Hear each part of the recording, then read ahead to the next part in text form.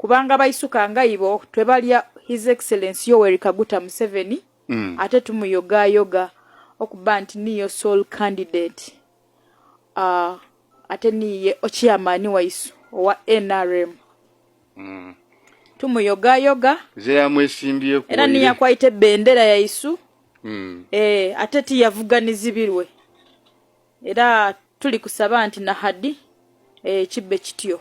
Okay. So mukulu Grace tumwebalya nti abaira lete program ejenjawulo kuzwa kumwena mugaga wale Operation Wealth Creation nga byonna ebibaire bitambula ayo mulamo guliwe sawe no gwa parish development model atomaite kusanga ya favoring abayisuka nabawa 30% ku sente ja PDM. Okay.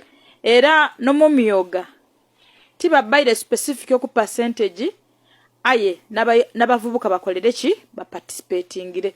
So ne project egendi ya youth livelihood program yona abavubuka baji participatingire. So amazima gali nti tibuli muntu nti yasonire gali gemera muwena katone Honorable Brenda tubenga twira ene ready yabantu okuba kwasokerwako baka kwasembayo wetagala n'ekikolo kyalo teera naffe era okeese naffe niche kirwaire ekirisinga okuluma bayisuka ntambwire mwero si ebitano 98 ejiri gazete deikaliro egrupo jenkubalire jiri ikaliro ate mbalire ku ntono aye jiri egisinga jikali ganyura mu project sejo chovanko berenti weewaawo e project gino gizirenga gibaawo ne bali abayisuka byejetanire aya ate banji bakali kolaki kugisunamu. Okay. So chovobona nti tuli basanyufu nto minister likuiza oku addressing issues ngejo. Okay.